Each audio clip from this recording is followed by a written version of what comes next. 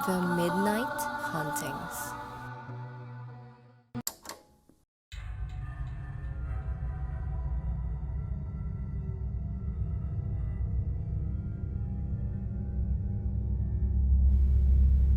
Magandang araw mga ka-midnight. Ako si Rex. Ang kwentong ito ay pinadala ng isa nating tagapakinig at ito ay tungkol sa isang lalaki na nabighani sa isang babaeng masahista, kung saan nababalot ito ng misteryo, lalo na ang kanyang kamay na may kakaibang epekto sa katawan. Ako si Marco at nangyari ang aking kwento ilang taon na ang nakalipas. Mabigat kasi ang aking trabaho noong mga panahong iyon, kaya laging sumasakit ang aking katawan at saktong hiniwalayan ako ng aking nobya na laging humihilot sa aking likod. Saktong madaming nag-usbungang mga spa sa aming lugar, kaya naisipan kong puntahan ang isa dito. Pinili ko ang isa na mura lang dahil unang beses ko pa lang at hindi ko gustong gumastos agad ng malaki sa hindi sigurado. Ngunit pagdating ko doon ay agad akong nabighani. Sinalubong ako ng isang babaeng nakauniforme na nagpakilalang Rosa. Sa unang tingin pa lang ay nahulog na ang aking loob sa kanya. Simple at mayumi lang siya kumilos, ngunit may kislap sa kanyang mga mata at ngiti na nagpatibok sa aking puso. Habang naghihintay na tawagin, ay napansin ko ang iba kong kasabay na tila nabighani din sa ganda ng ibang masahista dito. Napansin ko ang isang lalaki na tila hinipuan ang isang masahista at agad ko itong sinita. Bago pa siya sumagot ay tinawag na ako ni Rosa. Habang nagmamasahe sa akin ay kakaiba ang ligayang aking naramdaman na tila lumulutang ako sa langit bawat hawak niya sa akin.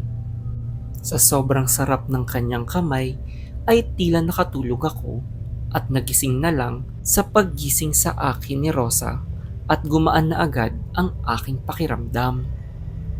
Sa unang karanasan ko ay masaya ako sa paghilot sa akin at higit sa lahat ay nahulog ang aking loob sa masahista dito.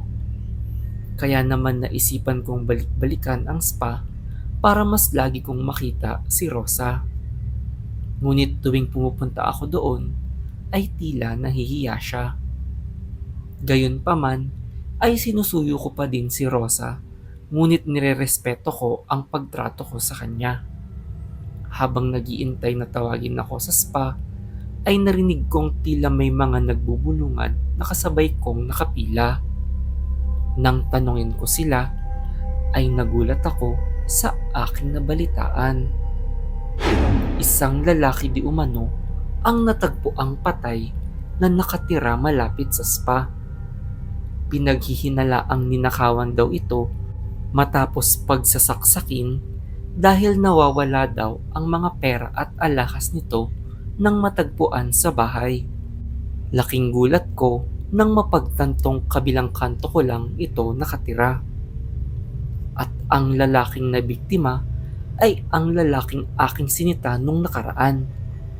Ayon sa mga pulis, ay simpleng biktima lang ito ng pagnanakaw. Doon ko napagtanto na ang lalaking ito ay suki din sa spa at siya yung lalaking laging napapaaway sa pagtrato niya sa mga masahista. Doon ako nag-umpisang maghinala na baka konektado ang biktima sa spa, lalo na't madaming may galit sa lalaking na biktima dahil sa pangit na pakikitungo nito sa mga empleyado. Doon ko naisipan na kamustahin si Rosa dahil nag-aalala akong baka mapaano din siya. Pagdating doon ay halatang tila matamlay si Rosa at medyo iwas ang ibang mga masahista sa akin. Saktong gabi na at ako lang ang nag-iisang customer, kaya walang ibang tao bukod sa akin. Nang tawagin ako ni Rosa para masahihin, ay nawala sa aking isip ang aking hinala. Pagdating sa kwarto ay nagtataka akong tila minamadali ako papwestuhin ni Rosa at agad na minamasahe sa kama. Nagtataka akong bigla akong inantok kahit kakaumpisa ko pa lang ng pagmamasahe sa akin. Dun ko napagtanto na hindi normal ang aking pagkaantok. Tila hinahaluan ng pampatulog ang pamahid na nilagay sa akin at kami ay pinapatulog. Kaya pala ang bilis kong makatulog at hindi agad nagising basta-basta kahit na alam ko sa sarili kong mababaw akong matulog. Maya-maya ay tila naalimpungatan ako at nakarinig ng boses. Biglang nagpakita ang isang nakakatakot na lalaki at dun ko narinig na siya pala ang may-ari ng spa. Pagtingin ko sa aking paligid ay nasa ibang lugar na ako at tila nilipat sa mas madilim na kwarto. Napansin ng lalaki na nagising ako at agad na tinawag si Rosa. Maya-maya ay naramdaman ko sa aking likuran si Rosa at agad akong tinurukan sa leeg. Maya-maya ay nanigas ako at hindi na bigla makagalaw kaya tumumba ulit ako sa kama. Doon tumawa ang lalaki at biglang nagsalaysay ng kanyang ginagawang modus. Ginagamit pala niya ang mga manghihilot para magnakaw ng susi at gumawa ng kopya. Matapos nun ay susundan ng may-ari ang mga ito sa bahay para dun nakawan. Dun ko naisip na ang lalaking ito ang pumatay sa nabiktima kong kapitbahay nung isang gabi. Nagkataon na ang lalaking nabiktima ay naabutan na ang may-ari sa kanyang bahay at nanlaban pa kaya napatay ito. Mabuti na lang daw ay hindi pa siya pinaghihinalaan ng mga pulis, ngunit dahil nagising daw ako ay problema ito. Maya-maya ay nagulat ako sa sumunod na nangyari. Biglang inatake ni Rosa ang may-ari at habang nanlalaban sila ay nagawang turukan ni Rosa ang lalaki hanggang sa hindi na din ito nakagalaw. Doon ako tinulungan ni Rosa na tumayo at nagmamadali kaming humingi ng tulong kasama ang iba pang masahista. Doon naglahad si Rosa na may pagkasindikato ang may-ari dahil binabantaan silang mga empleyado na sasaktan ang kanilang pamilya kapag pinagkalat nila ang kanyang modus.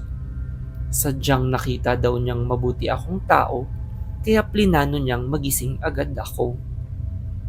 Humingi siya ng tawad dahil yun daw ang tanging paraan para makalaya sila sa pananakot ng lalaki. Dahil doon ay nakulong ang lalaki ng ilang taon at nakalaya ang iba pang masahista. Ngayon ay nagsasama na kami ni Rosa at laking pasasalamat ko din na nakilala ko siya. Doon ko napagtanto na ang pagiging mabait ko sa kanya ang dahilan kung bakit niya ako pinagkatiwalaan.